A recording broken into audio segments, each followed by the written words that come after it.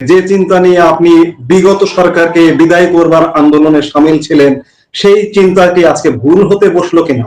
আজকে যে প্রেক্ষাপটে আমরা দাঁড়িয়ে আছি, আজকে স্বাধীনতার 54 বছর, আপনি একজন বীর মুক্তিযোদ্ধা, আপনার যুদ্ধের কারণে আজকে আমরা একটা স্বাধীন বাংলাদেশের মানুষ। আজকে 54 বছরের কোন সময়ের সঙ্গে আজকের বাংলাদেশের প্রেক্ষাপট কি কোনোভাবে তুলনা করা সম্ভব, তুলনা করা যাবে? যাবে, যাবে।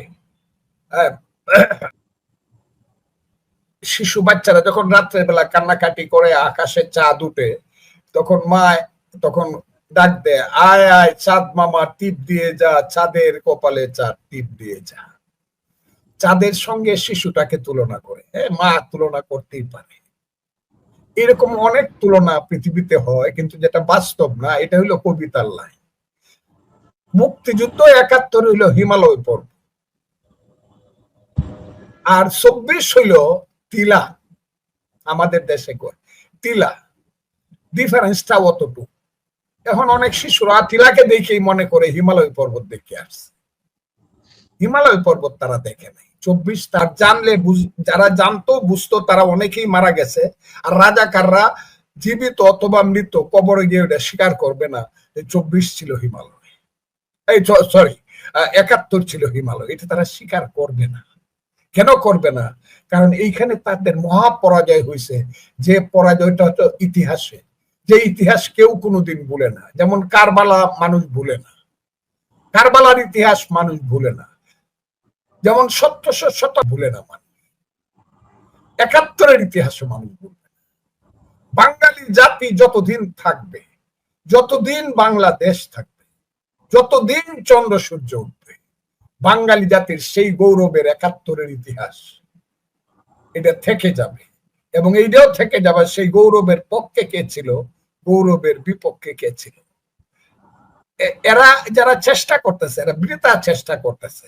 এদের একটাই চেষ্টা হওয়া উচিত ছিল, যদি এরা মানুষ হইতো, ওই দিন সোহরাওয়ার্দী উদ্যানে 19 জুলাই দাঁড়ায় প্রথমেই বলা উচিত ছিল, আমরা ক্ষমা প্রার্থী, বাঙালি জাতি, বাংলাদেশের মানুষ, আমরা ক্ষমা প্রার্থী। আমরা অনেকেই জীবিত নাই, আমাদের পূর্বপুরুষ, কিন্তু তারা অপরাধ করে গেছে মুক্তিযুদ্ধ না করে। তাদের পক্ষে আমরা ক্ষমা চাই, দল হিসাবে আমরা ক্ষমা চাই। আগামী দিনে আমরা রাজনীতি করতে চাই মুক্তিযুদ্ধ বাংলাদেশকে মেনে। কিন্তু এইটা মানতে পারে নাই বলে 2 বার সেন্সলেস হয়েছে জামাতের আমির ওই মাঠে। কারণ মনের সঙ্গে মুখের যে গরমিল, চিন্তার সঙ্গে, প্রকৃত চিন্তার সঙ্গে মেকি চিন্তার যে পার্থক্য, সেই পার্থক্যের কারণে জামাতের আমির 2 বার সেন্সলেস হয়েছে। একবার সেন্সলেস হয়েছে যখন মিটিং এ দাঁড়াইছে, শুধু লাখে লাখে মানুষ, সাদা টুপি, সাদা পাঞ্জাবি গায়ে দেওয়া, কিন্তু এইটা তার চোখে ভাসে নাই। ভাসছে 1971 সনের 7ই মার্চে রেসকোর্স ময়দানে লাখে লাখে মানুষ, লাঠি হাতে, অস্ত্র হাতে, লাখে লাখে মানুষ, মুখে তার জয় বাংলা বক্তৃতা করতেছে, প্রত্যেক ঘরে ঘরে দুর্গ গড়ে তুলো, তোমাদের যা কিছু আছে তাই দিয়ে শত্রুর মোকাবেলা করতে হবে। মনে রাখবা, রক্ত যখন দিয়েছি, রক্ত আরো দিব, আমি যদি হুকুম দিবার নাও পারি, তোমরা সব বন্ধ করে দিবে। এবারের সংগ্রাম আমাদের মুক্তির সংগ্রাম, এবারের সংগ্রাম স্বাধীনতার সংগ্রাম। এই কথাটা তার ভাইসে উঠছে, তার চোখের মাঝে মনে একটা ধাক্কা দিছে, উনি সেন্সলেস হয়ে গেছে।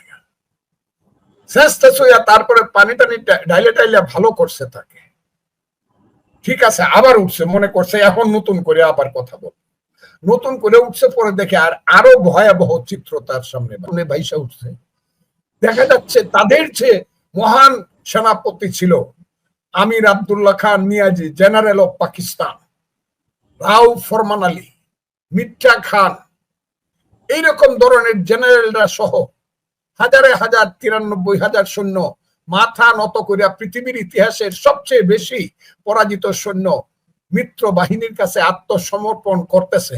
মিত্র বাহিনীর নেতা জগজিৎ সিংহ অরোরা, একে খন্দকার, মেজর হায়দার বীরুত্তম, এরা দাঁড়ায় বৈশা আছে, দস্তখত করতেছে সারেন্ডারের এইটা দেখে আবার এখানে আলবদর রাজাকারদের কত লেখা আছে, এইটা দেখে তার মনে এমন ধাক্কা লাগছে যে আবার সে শেষলেস হয়ে গেছে। এরপরে আর দাঁড়ায় কোনো